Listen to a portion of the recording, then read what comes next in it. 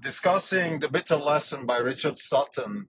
I attended a presentation by Brian Catanzaro from NVIDIA, and he spoke about the bitter lesson. So I figured, let me read the essay. I've read it before. It's a canonical essay written in 2019 by Richard Sutton, a machine learning pioneer, textbook author, teacher, professor, all that kind of stuff. And the bitter lesson, I think, is actually, I would say, it's the it's almost like the scripture of AI. It's a general way to think about AI and what actually works and which direction, this is the most important thing, which direction we should actually go. And the conclusion is that we should focus on search and learning and not try to introduce explicit knowledge into our systems. As tempting as it is, we should actually stay away from that. We should not try to define the complexity of reality. We should develop methods that approximate that complexity. And it shouldn't be us that define those approximations.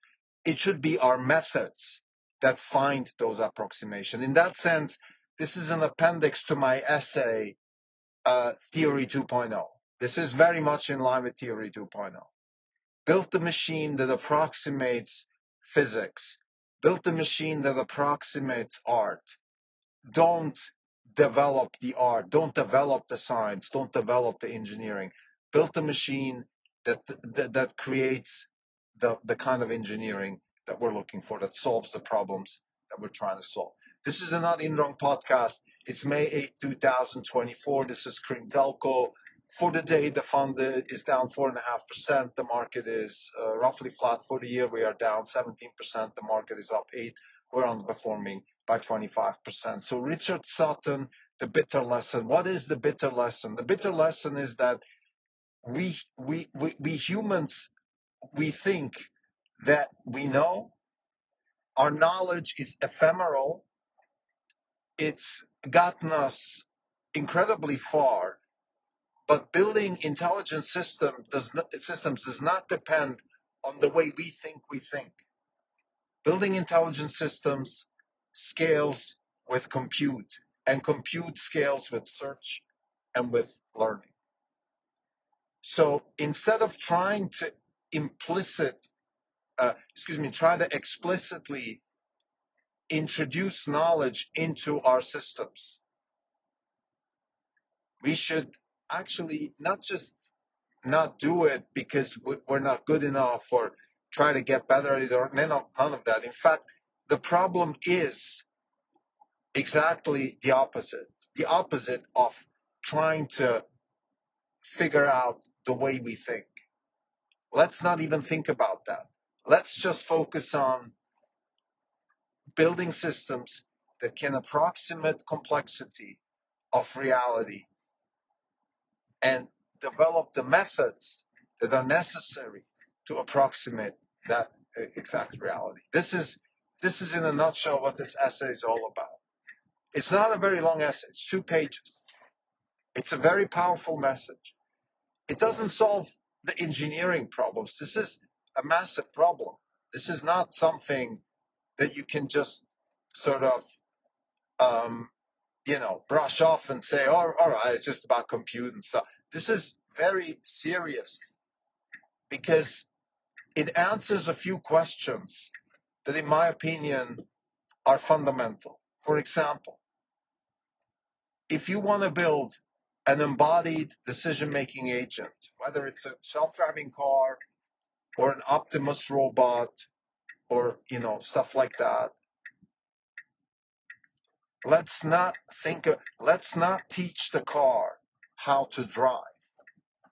Let's build methods so the car can learn how to drive.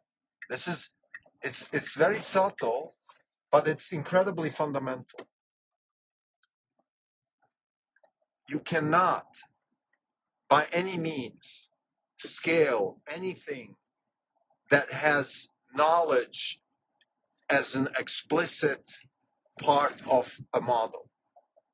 So to teach the car what a stop sign is not the right approach, because stop signs change, because there is a latent representation of a stop sign that potentially helps the car learn how to drive in many, many different scenarios much, much better than if it is explicitly taught. And what Richard says, which is also very powerful, is that, look, in the short run, it's tempting to teach a system, to give a system knowledge. For example, here's a very good example. It's the Whipper blades that Tesla has been struggling with, is still struggling with.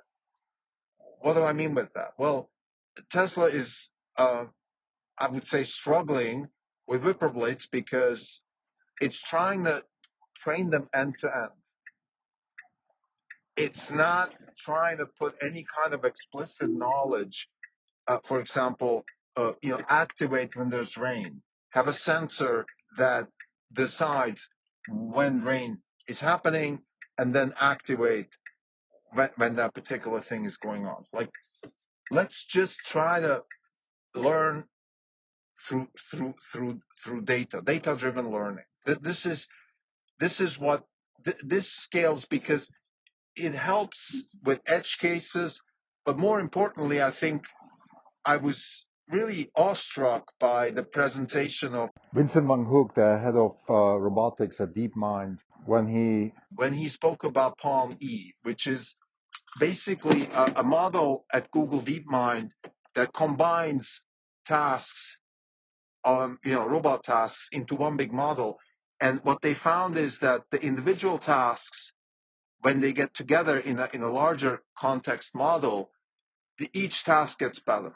What he's saying here, there's a quote in that presentation where he said, multitasking is not just a nice to have, it is the problem. That's what we're trying to solve. Which means that if you teach a car how to use its whipper blades, and you teach a car how to merge into lanes and how to drive in Midtown Manhattan, the multitasking, the ability to do all these things together, will improve the performance of the specific tasks. This is what he's saying. And this is very much in line with Richard Sutton's The Bitter Lesson. Very short and spicy. This is not a long conversation. It just says that let's focus on compute, and let's focus on search and learning. Let's not put explicit knowledge in the system. Let's not be tempted to define the way we think. Let's not teach the system the way we think we think. Let's not put explicit knowledge. Let's build methods that approximate reality. Reality is too complex. We don't even really know what reality is. We think we have the laws of physics. We think we understand physics. We don't. We don't even agree on the interpretation of quantum physics. We don't know what reality looks like. Just because we can build bridges and computer chips and cars doesn't mean we probably know like a small flicker of reality. So let's not pretend we know reality, but let's build systems and let's search on the methods.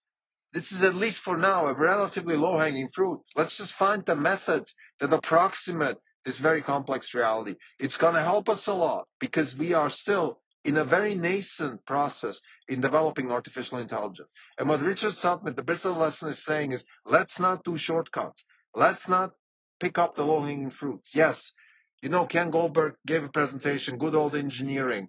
I attended a lecture last week where a professor from, I forgot which university, he was talking about using linguistic knowledge to enhance large language models. These are all temptations.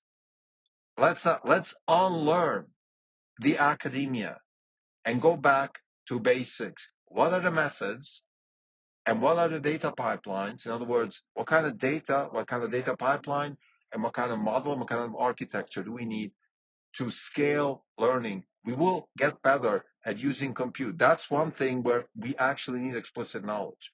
at least for now, the machines can't build their own compute stack. So that's something we have to add.